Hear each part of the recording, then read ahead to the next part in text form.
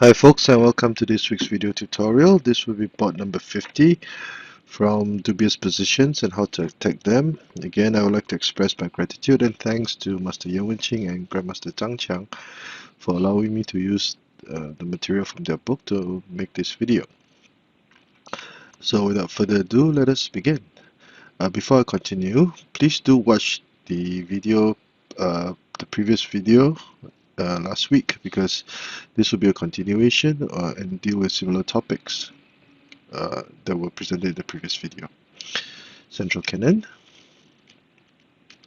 sandwich house defense. Again, red chooses the 5-6 cannons and black counters with the rank chariot. Okay, this is one on main counters as mentioned in the previous video. Red develops the left horse as a proper horse. Black targets the cannon. Red protects the cannon. P7+1 to allow for development of this horse. R9 equals to 8. Now this is the correct move that was not made in the previous move. Instead, red had played P7+1, allowing black to move the horse to the riverbank, and when he tried to trade pawns, he was in a lot of trouble. So black advanced the chariot to counter attack. Now this is not a good move. It is a rushed move because he had not consolidated his defense yet. Now in black's formation, one of the latent weaknesses would be this cannon, because although they are linked, black cannot move either one of the elephants to the central file to consolidate his central file in view of red's attack from the central cannon. So this would be a major issue. So therefore, the correct or recommended move that black should make at this point in time would be R1 equals to 2 to protect the cannon first. And by attacking, although black was very eager to attack, he could not do much at this point in time because red's defense was simply impenetrable. Red would immediately counter with R2+4, and this would be the position of discussion for this board. Now this is a very implicit but very powerful counter, because by patrolling the riverbank, black's troops in the rear would have trouble attacking. Now in this board, in this situation, R2+4 is recommended. In the previous board, R2+4 was not recommended. Instead, R2+6 was recommended. But in this board, because black had advanced and had not protected the cannon, R2+6 would not be a good idea, because black could protect the cannon in this manner, and black could retreat his cannon and attack. And this cannon could now attack the chariot over here, and it could also play C6 equals to 2 to attack this chariot. So red's rapid attack would fall apart, and black could actually gain momentum in this situation. So that is why R2+6 would not be a good idea in this situation for black. Now let's see if R1+2 is correct. If H7+6, red would attack the horse, and he would now capture the central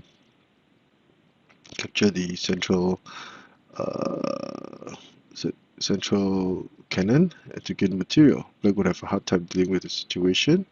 If he captured, black could always capture the cannon, and suddenly the situation will intensify on the board. For example, and red was still prepared to gain material. So let's say black defended, a check. Red could retreat his chariot in time to protect the horse from any attack by the red chariot and then gain material in the process. This is one possibility. Okay, so in this board, R2+4 is recommended, and this would be the position of discussion. There are two main variations, H7+6 and R1 equals to 2. For variation A, h7 plus 6 is played as black tried to play proactively, developing his horse to the riverbank, preventing r2 equals to 4 from happening. Now, it would appear to be a good move, but again, the later weakness of this cannon is unprotected would be a huge issue. Now, it would be a good idea at this point in time to trade pawns, which was taboo in the previous video. Now, this will allow red to speed up development of his horse to attack. b7 plus 1, r2 equals to 3. Now, black traversed the chariot, capturing the pawn to gain material and hoping that he could play c2 plus 4 to apply pressure. This is also an imperative move to make, otherwise black could attack with r3 plus 5 or even r8 plus 5 to attack the horse. So black will be all sorts of trouble. h3 plus 4, a good move, threatening to play h4 plus 6 for a fork. Then the 5-6 cannons will be protecting the horse over here, and again this cannon cannot move because it will be unprotected. So this is a good move. Black needed to prevent h4 plus 6 from happening. Now this would be a temporary measure to resolve this issue, this emergency at this point in time. Black cannot play e3 minus 1 because red could counter in this manner by pushing the elephant to the edge file, threatening to capture the chariot. Red would gain material, but black would capture material immediately. Red tries to trade material, but black would not have none of it. Instead, he would threaten the cannon and gain material. A check. Sorry, retreat. Black thinks that he would have escaped unscathed, but at this point in time, it is very obvious that black could now, red will continue h7 plus 6, and there will be many things that red can do at this point. He could threaten the horse, then the cannon, etc. Black will still need one move to move the chariot to an open line, and red's initiative would be even bigger. r3 minus 1, not a good idea. So p3 plus 1, and now suddenly red would change the direction of his attack and attack the elephant. Now this is a targeted attack at black's empty left flank. Black will now have his hands full trying to deal with red's impending attack, and there will be no room for relief. Now the moves that follow are very interesting. Now to prevent capture, black will play e7 plus 9. But at this point in time, would it be possible for black to try to trade cannons, since the threat of the central cannon was not possible now, and there will be one cannon and one horse protecting this cannon? Red would simply sacrifice his chariot to attack, check, and be prepared to go for the checkmate. Let's say if black tried to play h6 minus 8 to prevent the double cannons from happening, red would simply play e3 minus 1. Black cannot capture the chariot, or it will be immediate checkmate. So red's offensive will be powerful. This empty flank cannot hold, will not be able to defend much longer from red's attack with these cannons and chariot. And also there's a possibility of a horse joining in the attack. So black will be all sorts of trouble. e7 plus 9 to prevent capture, but red will go from strength to strength. And now, since the elephant had moved, again the chariot will be moved very nimbly, threatening to go to the bottom rank for attack. Black needs to block. Black uses his cannon to block this from happening, and red continues his relentless attack, readjusting his position, and black advanced his horse as he tried to fight back. Now this was really a move that was played out of desperation. Now with this move, Black would hope that he could play h4 plus 2 to attack the chariot and go for the elbow horse attack, etc. If he chose to move h6 minus 8, thinking that he would gain material, Red would simply play r3 plus 2, capture the cannon. This would be a trade of cannons. Black's formation would have collapsed. Again, the horse was under attack. They can only retreat, and Black would have a hard time trying to deal with the situation. And normally speaking, if Red played correctly, it would not be far before he would win the game. a6 plus 4, and Red would make this very brilliant move of sacrificing his chariot for the black cannon, threatening to gain material. With this one blow, Black's entire position would now have collapsed. Now Red's attack, the momentum of his attack would be unstoppable. So let's say Red captured, a check. Red attacks, captures the elephant, preparing to capture the advisor because the cannon was protecting it. Intermediate defensive move to threaten the chariot. And Red would now attack in this manner, r1 r3 minus 1, a6 plus 5, and he would go for the double cannons checkmate at this point in time. The black king can only wait helplessly for his end. So by sacrificing the chariot, Red will now have a powerful attack going on. C2 equals to C plus equals to 1 would be the checkmate. So this would be variation A.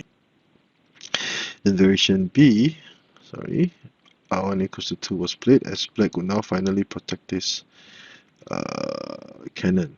But again, the tactic of capturing the cannon will still apply. So let us see how Red would do it. Again, Red offers a trade-off pawn. This would be the most effective tactic at this point. If he slowed the pace with p7 plus 1 as in the previous board, Black would have a chance to create trouble by advancing the cannon across, forming a pin.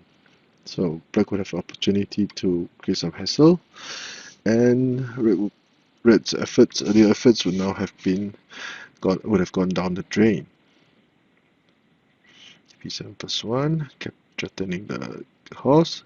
Again, Black would now protect the horse in this manner, but in doing so, we can see that Black's central file, the protection of his central file, is very weak. He has not beefed it up yet, and this would have implications later on. Now, would it be possible for Black to play h7 plus 6? The answer would be no, because Red would attack the horse in this manner, and there would be no good intersections for this horse to continue moving. So h6 minus 1 will be his best defensive move, and Red will immediately attack with h3 minus 4, threatening to capture the chariot. Now if threatening to capture the chariot. Now if Black make this move, Black could simply capture and gain material. 1, 2, 3, 4. In chariotless endgames, the having a material advantage is much more significant. So r4 minus 3, Black can only retreat his chariot, trying to deal with the situation and protect this very important line. So if r4 minus 1, again, Red would push the pawn forward, sacrificing it, threatening the black chariot. h4 plus 5, maybe not as good, because after trading material,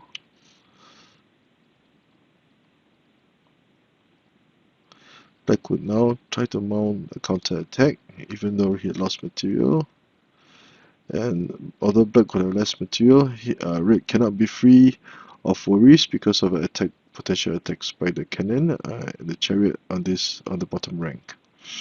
Red would have things to worry about, and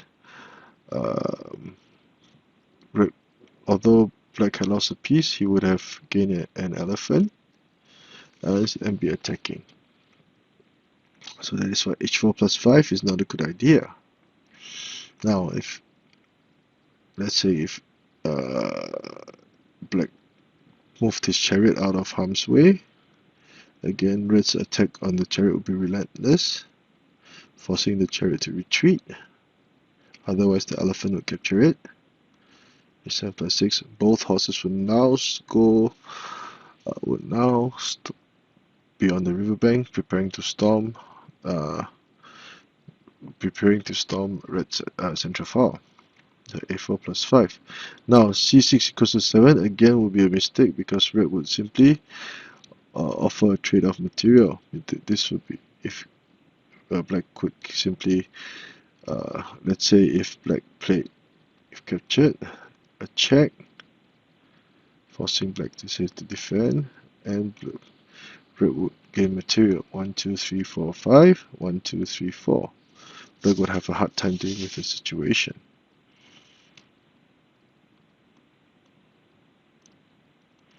And Red would now play r4 plus 6 to threaten the horse and gain material. The advantage is significant, and this horse would become a powerful piece. He could go for the elbow horse, etc., etc. Red would enjoy a tremendous advantage. So r4 minus 3 would be Black's best defensive measure. Red would grow from strength to strength, move his chariot out of harm's way, and Black will now finally be able to attack the chariot. Now if he had played p3 plus 1, threatening the horse, Red would now threaten to offer trade of material, threatening the chariot in this manner.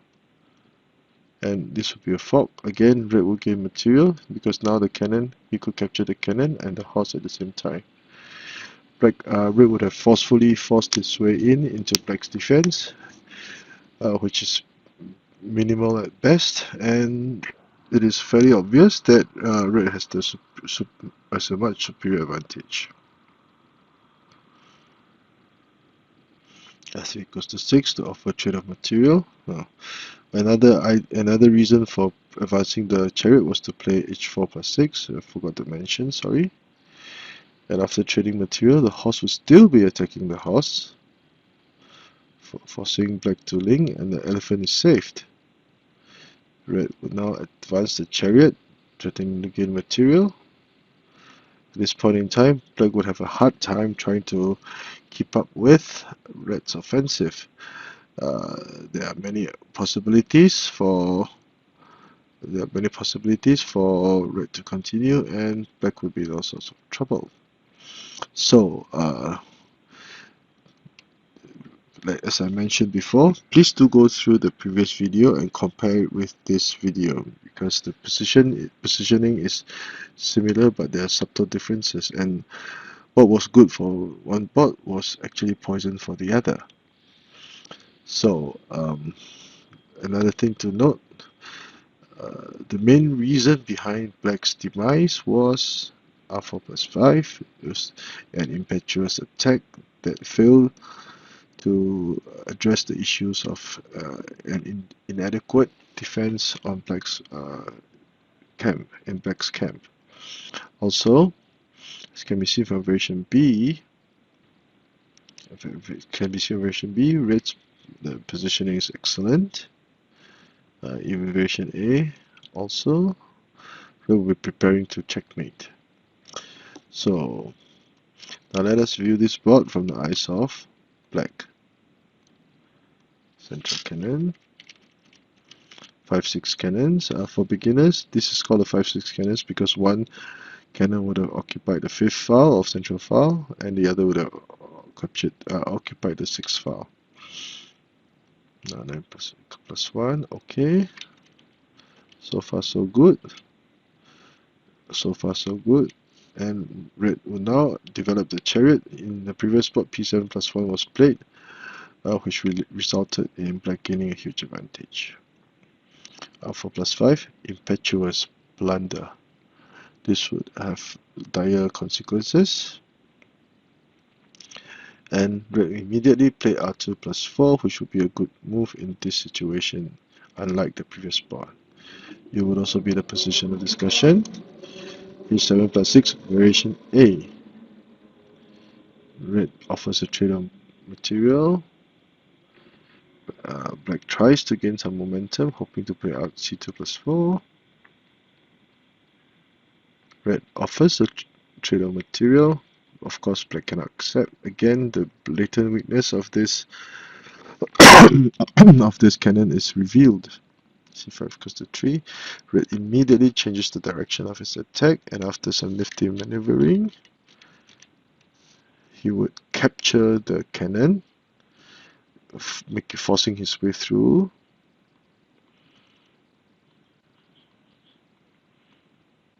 A check, and red is prepared to go for the kill. Variation B, r1 equals to 2. Black finally decides to protect his cannon, but it will be too late. p3 plus 1. Again, c6 equals to 5 is correct. If h7 minus 6, red could play r8 plus 5. The horse can only move here, only to be attacked by r3 plus 2. Again, black will fall into a very awkward situation. Plus 4. Black can only defend, and red pushes his chariot one intersection forward, threatening to capture the black chariot. h6 plus 7, correct. p3 plus 1, not advised, because red will now be poised to gain more material. 3 equals to 4, trade of material. And red would have a very powerful attack going on. Black can only defend very, very passively, and he cannot hold on too much longer. So I hope you've enjoyed this video, and please, as I mentioned before many times, do go over the previous video and compare this video with the previous video to understand the subtle differences in the formations of both colors. And please, if you like the work that I've been doing, please do subscribe to my channel and give me a thumbs up for the video. And also, I've dedicated many years to promote Xiangqi in English. So if you like the work that I've been doing, please also do support the books that I've written to help beginners. Thank you, and have a good day ahead.